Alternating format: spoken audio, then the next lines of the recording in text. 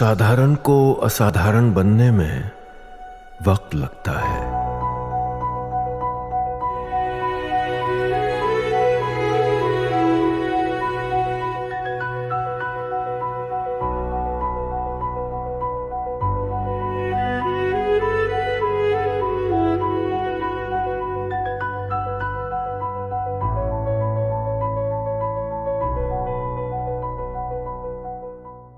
कि गाड़ी को उड़ाया, मुख्य सैन्य शिविर से बोर्ड होटल जा रहे थे। ये तो हर दिन की खबर बन गई है सर जी। थोड़ा तस्वीरें बदलती हैं, काफी एक्टिव हो गया है। रोज कन्वॉय उड़ाया जा रहा है वहाँ जी।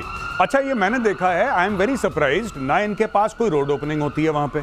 जैसे जब भी कॉन्वॉय मूव करता है ऐसे इलाके में, देखिए ना सर, मूव कर रही है और कोई रोड ओपनिंग पार्टी नहीं है सामने। कोई रोड ओपनिंग पार्टी नहीं है, इनका कॉन्वॉय भी नहीं है। 2-3 गाड़ियों का कोई कॉन्वॉय सिंगल जा रहा है सर जी। यहाँ सिंगल जा रहा है। देखिए सिंगल गाड़ी जा रही है, ये सिंगल गाड़ी गई, सिंगल गाड़ी को इन लोगों ने ठोक दिया, बम से उड़ा दिया, कहानी खत्म। और ये जाते क्यों है मुझे एक बात समझ में नहीं आती। ये लोग ना कोई इनका प्रेपरेशन है साहब, ना इनका कोई ऐसा थॉट प्रोसेस है। प्रॉपर आरओपी लगती है सड़क के दोनों तरफ, प्रॉपर रोड ओपनिंग लगती है कि यहाँ पे कोई बम तो नहीं है, मेटल डिटेक्टर से चेक करा जाता है, उसके बीच में फिर गाड़ियां जाती हैं। यहाँ पे तो खुला खेल फरुखाबादी, उसने एक्सीलरेटर दबा। अच्छा, ये नहीं समझ में आ रहा कि परसों एक मेजर को मारा था, याद है आपको? आपने आप ये कह रहे हैं कि पाकिस्तानी आर्मी अपने सैनिकों को मरवा रही है वहां भेज भेज के? मुझे ऐसा लग रहा है कि या तो इनके पास रिसोर्सेज नहीं है, क्योंकि अगर कोई बार बार ऐसे हो रहा है तो इसका मतलब कोई ना कोई चाहता है पाकिस्तानी फौज में। तुम कह चुके हैं ना, पोस्टिंग कोई ले ही नहीं रहा वहां। हाँ, तो ये मरवा रहे हैं। आप बिल्कुल ठीक कह रहे हैं, क्योंकि बार बार अगर ऐसा हो रहा है साहब, बार बार अगर हो रहा है, एक बार हो गया, 2 बार हो गया, 3 बार हो गया, अरे यार come on, have a heart. आप रोज रोज अपने बंदे आपके रोज आईआईटी से उड़ा के दिनेश, ये समझ में नहीं आ रहा है, कर रहे हैं वहां पे। दिनेश, ये समझ में नहीं आ रहा है, इनके पास कोई हथियार तो है नहीं, आईडी से उड़ा दे रहे हैं। मतलब ये कैसी आर्मी है जो आईडी के को भी साहब अपने से नहीं बचा सकती? लेकिन ये केले के बाद ऐसी कौन सी हथियार है? कोई ऐसे हथियार तो है नहीं। और खुली जगह है। तो आप भी यही कह रहे हैं कि मरवाने के लिए भेज रहे हैं उनको? पता नहीं, समझ में नहीं आ रहा है, सिस्टम ही समझ में नहीं आ रहा है, कौन सा सिस्टम है। आपको पता है एक नंगा तार है, आप हाथ लगाओगे करंट लगेगा। तो आपसे किसी ने बोला कि साहब दस्ताने पहन लीजिए, कोई लकड़ी से इस्तेमाल कर लीजिए, कुछ नहीं, आप उसी नंगे तार पे उंगली लगाए जा रहे हैं, लगाए जा रहे हैं, लगाए जा रहे हैं। फिर आप कह रहे हैं यार करंट क्यों लग रहा है मुझे? यार मुझे समझ में नहीं आ रहा। अरे वो तार नंगा है इसलिए करंट लग रहा है। ये आर्मी में वो कौन लोग होंगे जिनको मुनीर यहाँ भेज रहे हैं? अब मुझे नहीं पता, या तो कोई लोग ऐसे हैं जो पैसा नहीं दे पा रहे अपनी पोस्टिंग अपनी पोस्टिंग का पैसा नहीं दे पा रहे, वसूली जो हो रही है, वसूली जो हो रही है। Pakistan army is very famous, या किसी का वहां की एमएस ब्रांच में कोई कांटेक्ट नहीं है, या कोई ऐसा उसका कोई रिश्तेदार वहां पे नहीं बैठा जो उसके सर पे आशीर्वाद रख के, हाथ रख के। क्योंकि मुझे ये बात बिल्कुल भी समझ में नहीं आ रही दिनेश भाई कि ये ऐसा हो कैसे सकता है कि रोज के रोज आप ये देखो उड़ा दिया। अच्छा, ये वो पाकिस्तानी मेजर को परसों नरसों मारा था, वो भी बिल्कुल बाजार के बीचों बीच, बस से उसकी ऐसी काली गाड़ी आई, उसको भी उड़ा दिया। ये क्या सीखते हैं? ये आपस में शेयर नहीं करते? इनका कोई पाकिस्तानी आर्मी का व्हाट्सएप ग्रुप नहीं है कि भाई फलाना मारा गया था, तुम बच के रहना? ये हूर के लिए तो नहीं हो रहा है सर ये सर? पता लगा खुद ही फट रहे हैं पाकिस्तानी, मुझे नहीं पता इनका क्या चैप्टर है। हाँ, अगर इतना ये डॉक्ट्राइन इतने गहरे बैठी हुई दिमाग में जी, तो जीते जी तो कुछ मिलने वाला है नहीं। तो चलो बलूचिस्तान चले। हाँ, चलो बलूचिस्तान चले, क्योंकि कनाडा का वीजा नहीं मिल रहा, यूके का वीजा नहीं मिल रहा। अब इससे अब दुनिया में तो जन्नत नहीं मिल रही, तो ऊपर वाली ले लें, ऊपर वाली ले लें। चलो बलूचिस्तान, चलो बलूचिस्तान। और ये अग्नि 5 जरा देखिए अगली खबर, अग्नि 5 की बंकर बस्टर ताकत, इससे डरा है पाकिस्तान बहुत बुरी तरह। विशेषज्ञों ने कहा कि पाकिस्तान में अब तो भाई साहब सुरंगें भी सुरक्षित नहीं है, बिल में भी नहीं घुस पाओगे अब तो। अग्नि 5 बैलिस्टिक मिसाइलों को बंकर बस्टर बना रहा है भारत। गहराई में दबे टारगेट को नष्ट करने में सक्षम होगी ये मिसाइल। मतलब सर इस बार जो है वो पहाड़ी फूट के रहेगी क्या, जो पिछली बार बच गई? कोई भी पहाड़ी फूटेगी। ये GBU-57 जिसका इतना नाम हुआ था, जो ईरान में मारे अभी अमेरिका ने, वाले में जो मारे थे, ये उससे 3 गुना ज्यादा ताकतवर है, 3 गुना ज्यादा एक्सप्लोसिव है। और ये 300 मीटर तक जाएगी, वो 300 फीट तक जाएगी, वो 200 फुट तक की थी। अच्छा, अब आप समझिए। और आपको इसके लिए B-2 स्पिरिट बॉम्बर की जरूरत नहीं पड़ेगी, जो अटक कहीं गया है, सुनाई पड़ता है आजकल। वो उसकी जरूरत नहीं पड़ेगी। यहीं बैठे मार दो, मिलियन यहीं से बैठे मारिए। ये पाकिस्तान तो गए ये तो बड़ा खतरनाक। और ये बहुत खतरनाक डेवलपमेंट है। उसका नाम था मास पेनिट्रेटिंग और मास ऑर्डिनेंस पेनिट्रेटिंग। इसका नाम बंकर बस्टर, छोटा सा नाम रखा, लेकिन बहुत बड़ा काम करेगा। तो सर पहले हमारे जो लड़ाकू विमान थे वो उस तरफ जाया करते थे, हमारे सैनिक, हमारे टैंक उस तरफ जाया करते थे, संभावना अब वो बंद। अब यहीं बैठे बैठे हमारे जेट, फाइटर जेट अपना काम कर देते। अच्छा, अब वो भी बंद। अब यहाँ से बैठे बैठे हम अपनी मिसाइलें भेज दिया करेंगे, और वो भी उनके पाताल तक जाके मारा करेंगे। सर तो ये तो कुछ जाति आप कहेंगे। हाँ, मैं ये कह रहा हूँ, कुछ जाति कि ये तो बड़ा नॉन लेवल प्लेइंग फील्ड हो गई। अगली खबर भी देखिए जरा, ये इस तरीके से ये जो सब चल रहा है, पाकिस्तान की हालत कितनी खराब है। देखिए, नो टाइम जारी करके वहां पर अपने आप को बचाने की कोशिश में पाकिस्तान लगा है। पाकिस्तान की सत्ता हथियाने की तरफ बढ़ रहा है आसिम मुनीर। आर्मी चीफ ने खुद को फ्रंट लाइन पर खड़ा कर दिया है। बिना प्रधानमंत्री के फिर से विदेशी दौरे पर जा रहा है मुनीर। 2 देशों के राष्ट्राध्यक्षों से मुलाकात करेगा मुनीर। ये तो मुनीर सर, जहां पे कोई मुलाकात हो रही है किसी राष्ट्राध्यक्ष से, मुनीर जाके मिल रहा है। ट्रंप बुला रहा है, मुनीर जा रहा है। अब तो कम से कम इनको ये कहना बंद कर देना चाहिए कि हम डेमोक्रेटिक कंट्री हैं। नहीं, कम से कम भारत में कुछ लोग हो सकते हैं जिनको गलतफहमी हो कि पाकिस्तान डेमोक्रेसी है। कम से कम पाकिस्तानियों को, और मैं बड़ी जिम्मेदारी से कह रहा हूं, पाकिस्तानियों को कोई गलतफहमी नहीं है कि वो डेमोक्रेसी है। पहली चीज, दे नो फॉर श्योर। कौन सी क्रेसी है सर?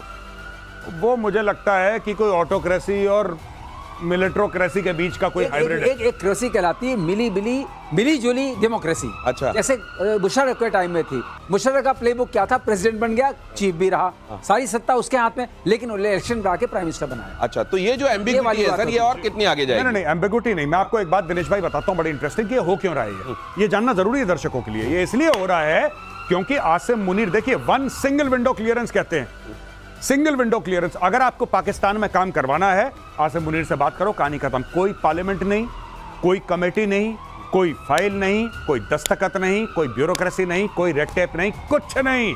काम करवाना है, चेक पकड़ाओ, पैसे दो, सूटकेस दो, मुनीर साइन करेगा, कहानी खत्म। बल्ले बल्ले। बड़ा ईज ऑफ डूइंग बिजनेस होना चाहिए। सिंगल विंडो, यही तो कह रहा हूं, सिंगल विंडो। जैसे इंडिया में कहते हैं ना, माइक्रोसॉफ्ट आएगा, माइक्रोसॉफ्ट बढ़ता हुआ, सिंगल विंडो, डन। माइक्रोसॉफ्ट अपना, पाकिस्तान ही कहता पाकिस्तान को बेचना है। कौन सा इलाका बेचना है? इन्होंने अमेरिकन को बलूचिस्तान बेच दिया। बात चल रही है इनकी। और जिस प्लॉट का सौदा पहले ये चीन से कर चुके थे। वही तो हम कई बार कहते हैं इस प्रोग्राम में कि भैया, एक घर को 2-2 लोगों को बेच दिया और उस घर को बेचा जो तुम्हारा है ही नहीं। और ये भी मुमकिन है कि एक बयाना और किसी से पकड़ रखा हो। हाँ, हो सकता है कि तुर्की को बोला कि तुम भी घुस जाओ बीच में। हाँ, तो तुम ड्रोन वोन दे दो, हम तुमको रेयर अर्थ मेटल दे देंगे। बोले भाई साहब, पहले तो अमेरिका को दे चुके। नहीं, वो तो चाइना से बात हुई थी, लेकिन अभी दोनों को नहीं दे रहे हैं, तुमको दे देंगे। बिल्कुल। अगली खबर देखिए जरा, इसी नोट पर एर्दोगन के 2 स्टेट थ्योरी वाले मामले से नेटो में बवाल है। एर्दोगन ने साइप्रस को 2 देशों में बांटने की बात कही है। साइप्रस पर तुर्की के अटैक की 51वीं वर्षगांठ पर बयान। ग्रीस साइप्रस का 2 स्टेट सॉल्यूशन का विरोध। तुर्की और ग्रीस दोनों ही नेटो के मेंबर हैं। साइप्रस को लेकर ग्रीस और तुर्की में हो सकती है जंग। क्या ये आसार भी बन रहे हैं मेजर गौरव? नहीं, ये फ्रंट भी खुलेगा? देखिए, हो सकता है ये फ्रंट खुले। आपको पता है कि मोदी जी गए थे? हाँ जी। ये देखिए साहब, ये है साइप्रस। ठीक है साहब, यहाँ पे। हाँ। अब ये देखिए तुर्की। अच्छा, इसको जरा इस जगह क्लोज कीजिए प्लीज, इतने हिस्से पे। जी सर, थोड़ा सा। हाँ। अब ये जैसे साइप्रस है जी, ये ऊपर तुर्की है। ये तो बहुत पास है, अगर आप इसको देख रहे हैं ना जी। अगर आप देख रहे हैं कि इट्स वेरी क्लोज, राइट। ये बिल्कुल है। ग्रीस फिर दूर है, लेकिन ये ग्रीस। हाँ, बिल्कुल, ग्रीस तो दूर है वहां पे। तो यहाँ पे ये ऑक्यूपाइड टेरिटरीज है इसकी, जहां पे मोदी जी गए थे। और आपने देखा था मोदी जी के बैकग्राउंड में क्या था? आपने देखा था टर्किश ऑक्यूपाइड एरिया, ऊंचाई वाली जगह पे मोदी जी खड़े थे। हाँ, वही साहब, वही टर्किश। तो इंडिया ने भी अपना, जिसको कहते हैं ना, इंडिया ने अपना पत्ता भी फेंक दिया बीच में। अच्छा। अब ग्रीस को हथियार, साइप्रस को हथियार। इसमें एक और बात है। बीच में जो गौरव बताए थे, बीच में बफर जोन भी है यूएन का।